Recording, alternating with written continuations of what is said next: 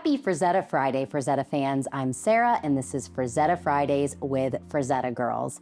Today, we're journeying into the world of one of the most influential storytellers of all time, JRR Tolkien. Oxford professor, keeper of ancient tongues, poet, dreamer, the architect of Middle-earth, the father of modern fantasy. He gave us the Ents and the Orcs, the Hobbits and the High Elves, the Black Riders and the shining halls of Rivendell. He dreamed of the misty mountains and the long shadow of Mordor.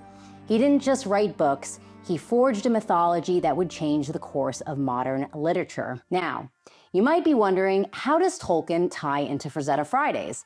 Well, even my grandfather, Frank Frazetta, felt the pull of Middle-earth. Their worlds overlapped only briefly, but that moment was unforgettable. And yes, like much of my grandfather's work, a little controversial. But before we explore how these two giants crossed creative paths, we have to start at the source. John Ronald Reuel Tolkien was born on January 3rd, 1892 in South Africa.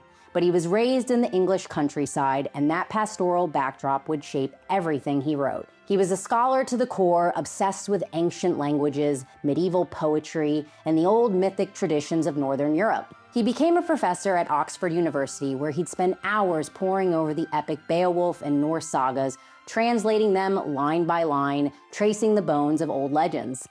But behind the tweed jackets and pipe smoke was a fire, a wildly imaginative soul who didn't just study myths, he dreamed of creating one himself. Then came World War I. Tolkien served in the trenches during the Battle of Somme, one of the bloodiest campaigns in military history. He lost friends, he saw horror, and yet he never stopped imagining. He started crafting 11 dialects in his journal, scribbling fragments of forgotten worlds during his brief moments of calm. In the aftermath, he did what artists do, turned his grief into creation. Tolkien wasn't just a writer, he was a linguist, a philologist, and a self-described sub-creator. He believed that language and myth were inseparable. He didn't build stories and then add languages, he did the opposite. The first began seriously to invent languages about I was 13 or 14. I've never stopped, really. He invented entire linguistic systems and then asked, who speaks this? What is their culture? What is their world? That question gave birth to The Hobbit, and eventually, The Lord of the Rings. Tolkien was serious about detail. He mapped out genealogies, going back thousands of years. He created timelines, scripts, calendars, even astrology systems for his races. He was also deeply spiritual, deeply Catholic, and quietly subversive. He believed in absolute morality, but mistrusted institutions. He loved nature, and he loathed factories. He hated what industrialization did to England, and you can feel it in every poisoned field and burning tree in Middle-earth. Middle-earth began with a single sentence. There was one page on this particular paper was left blank. Glorious. Nothing to read. So I scribbled on it. I can't think why. In a hole in the ground there lived a hobbit. Who was this hobbit? What was his story? The answer became The Hobbit, published in 1937. A whimsical tale at first glance, but beneath the whimsy, deep waters stirred. And after the book's unexpected success, his publisher begged for more. But Tolkien didn't want to write a sequel for the sake of it. He wasn't interested in giving Bilbo another quest. Instead, he returned to The Hobbit and asked, what hints at a larger world? And he found it, the ring. What began as a clever plot device morphed into the dark heart of a legend. From that spark, The Lord of the Rings began to take shape.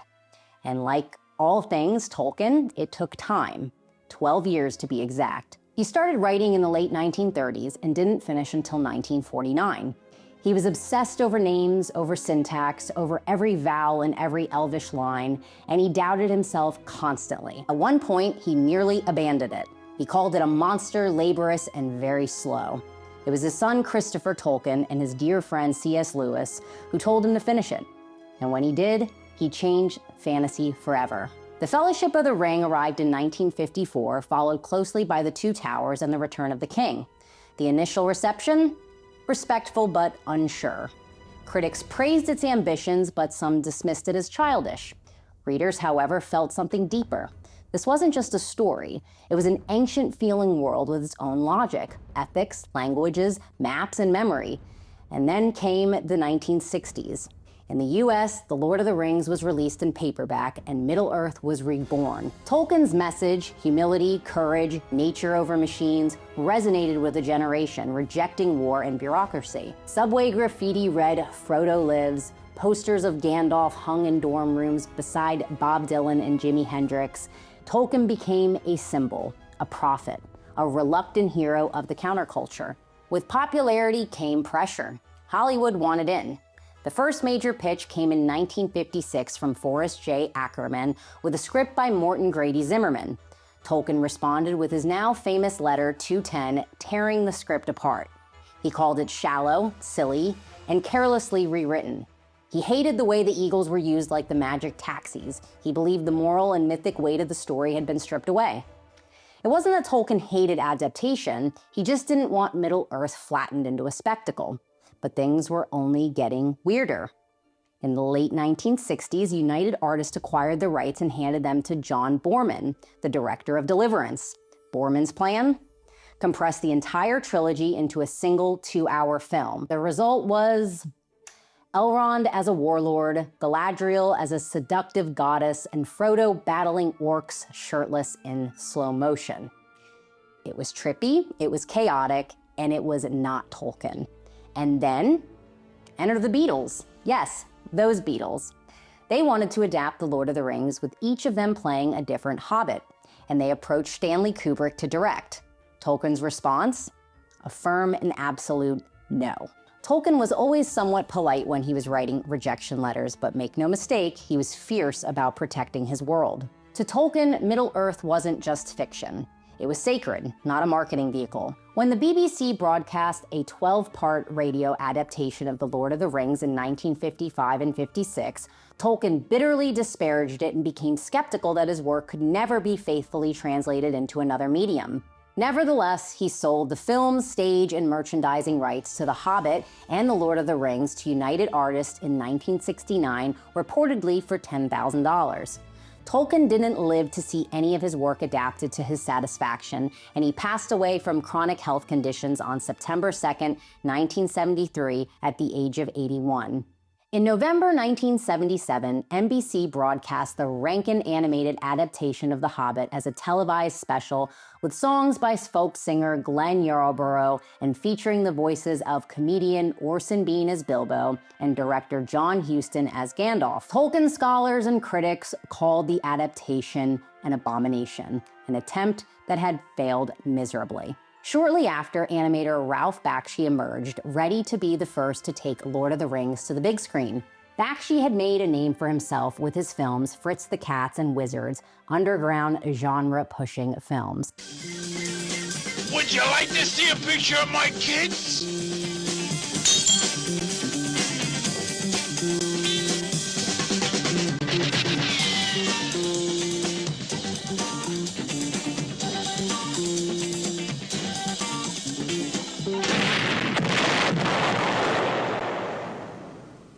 He read Boorman's abandoned script and said, "This isn't Tolkien, this is madness."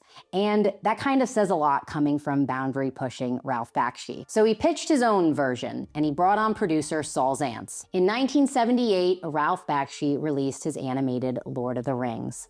It was the first cinematic adaptation of Tolkien's work, visually bold, rotoscope-heavy, unfinished, and unforgettable. It only covered half of the trilogy, but it opened the door. But before Ralph Bakshi ever brought Middle-earth to the screen, readers had already started to see it, thanks to a handful of illustrators who helped shape Tolkien's world in the public imagination. And whether directly or indirectly, their visions set the stage for Bakshi's film. Tolkien, of course, was the first to illustrate his stories. His maps, runes, and watercolor covers gave fans their earliest visual cues. But let's be honest, his genius was in language, not painting. So it didn't take long for others to step in. Artists like Pauline Gaines, who Tolkien personally approved to illustrate Farmer Gills of Ham, brought a clean, almost storybook tone to this world. Then came Barbara Remington, whose psychedelic covers for the Ballantine editions were approved before she even read the books. Her work was wild, dreamlike, and completely off the mark. Fans loved it, but Tolkien hated it. just as he hated Virgil Finlay's drawings for a proposed illustrated edition, which he thought made Bilbo and the dwarves look as if they had just stepped out of a Disney movie. Then there was Cor Bloch, whose abstract modernist style Tolkien actually admired. His minimal figures and surreal compositions were far from traditional fantasy, but they captured something otherworldly. You also had Mary Fairborn, Jack Gaughan, Jimmy Cauty, Rob Brown, and of course Tim Kirk with his best-selling 1975 calendar for Valentine, which opened the door for the Hildebrandt brothers, Greg and Tim, whose subsequent calendars gave Middle-earth its lush, golden glow that instantly became iconic. And then there was Frank Frazetta, unofficial, unlicensed Lord of the Rings. By the early 1970s, Frazetta's name was already big time. His paperback covers were flying off the shelves, his Conan paintings were redefining heroic fantasy, and fans were starting to whisper about the originals. Where were they? Who owned them? One of the first people to start piecing that puzzle together was Russ Cochran, a science professor turned art dealer who had access to the originals. He started showing up to conventions, small, scrappy folding table affairs, long before cosplay and camera crews, with original Frazetta drawings. Fans would gather around them like they were holy relics. Two of those fans were Dennis Wakabayashi and Steve Allan, who ran a little comic shop in Denver called, fittingly, Middle-earth. And they didn't just love Frazetta's art, they collected it. They bought 7 of Frank's original ink sketches from Cochran for $50 each. Now, keep in mind this was pre-auction house. Owning several Frazetta originals in the early 1970s was like holding keys to a lost kingdom. And Dennis and Steve had an idea. What if we shared these with the world and let everyone see the inks? So they did. They scanned the sketches, enlarged them, and published Frank Frazetta Portfolio 1, 500 unsigned copies sold for $3.50 a piece. They advertised it in the back of the pages of collector signs, and they sold out instantly. But here's the thing. They never asked Frank for permission. They assumed owning the originals gave them publishing rights. It didn't. A cease and desist letter arrived fast from my grandmother, who handled the business side of everything Frank created. She made it clear that this was not how it worked.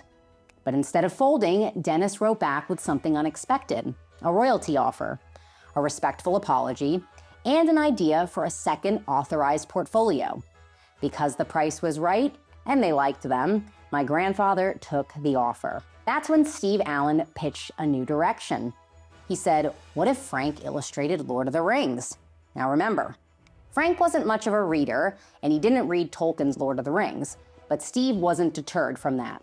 He mailed my grandfather his personal paperback copies, dog-eared, underlined with sticky notes marking scenes he thought Frank would gravitate toward. He highlighted tension points, character beats, moments that bled with power. And slowly, Frank responded. Grandpa fit the Tolkien drawings in between his higher-paying jobs, and it took him nearly 2 years. Frank actually started the series thinking he'd be doing all the pieces in full color. The first one he painted was Gollum. It was classic Frazetta. Gollum wasn't a pitiful creature. He was a hunched feral goblin with sinewed limbs and dagger eyes. But when Dennis and Steve saw it, they had to break the news. Color printing was just too expensive for their small-scale setup. They told Frank they'd need to stick with black and white. What emerged was some of his best ink work ever. 7 pieces in total: the orcs, the hobbits, Frodo, Gandalf, Eowyn versus the Nazgul Lord, and Gollum. When the portfolio dropped in 1975, 1,000 signed and numbered copies, it sold out immediately. Collectors were thrilled, dealers were stunned, but the reaction wasn't all celebration. Tolkien purists were furious. Some called the drawings sacrilegious. Others accused Frank of misunderstanding the source material entirely. Where was the nuance? Where was the grace? And like always, he split the room. Grandpa later remarked, wow, I thought the Burroughs fans were particular, but the Tolkien's fans were really picky. To Frazetta fans, this portfolio was everything. Another masterclass in power, form, and fury. To Tolkien scholars, it was borderline madness. But love it or hate it, you couldn't ignore it. Frazetta's depictions of Tolkien's world weren't just collector's items. They became part of the visual DNA that inspired filmmakers decades later. And yes, that includes Peter Jackson's legendary trilogy. Is it secret? Is it safe? This is the One Ring, forged by the Dark Lord Sauron. Sauron needs only this ring to cover all the lands of a second darkness. He's seeking it. Seeking it all. His thought is bent on it.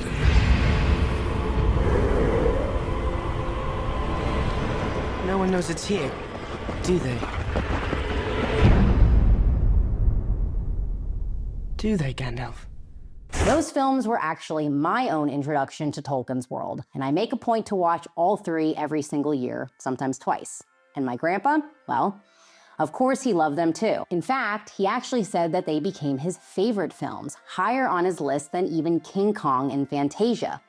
Frank appreciated artists who committed, who went all in on their vision, and Jackson did exactly that. He didn't just adapt a book, he built the world meticulously and obsessively.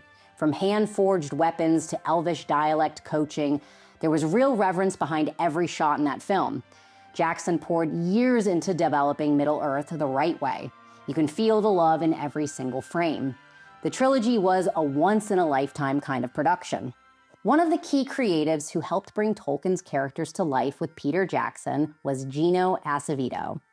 Creature designer, FX artist, longtime Frazetta fan, and now someone I'm lucky enough to call a friend. I had the chance to speak with Gino before writing this episode, and I want to thank him for taking the time to share his stories with me. When it came time to design Gollum, Gino didn't rely solely on Andy Serkis's performance or digital tools. He drew from something older, Frank's original Gollum painting. That piece showed Gollum as something more feral, more tormented than pitiful. And that's exactly what Frank did best. He didn't always follow the text, but he captured the feeling, the danger, the weight, the humanity just beneath the monstrous surface. And for all the purists who question Frank's interpretations, it turns out those instincts were exactly what filmmakers needed to bring Middle-earth to life. Now, to the burning question in all of our minds, would Tolkien have appreciated Frazetta's depictions? And I'm gonna take a stab at it. No. Much of what I've shared in the behind-the-scenes stories from the early Frazetta portfolios came from someone I deeply respect, my dear friend and Frazetta historian, Arnie Fenner. Arnie and I have been working closely on a special project, something I am so proud to share with you. In the meantime, if you've enjoyed this episode, don't forget to subscribe, leave a comment, and let us know what topics you'd love to hear more about. Whether it's Frazetta's process, untold stories, or his influence across art, film, and culture, we are here for all of it. Until next time.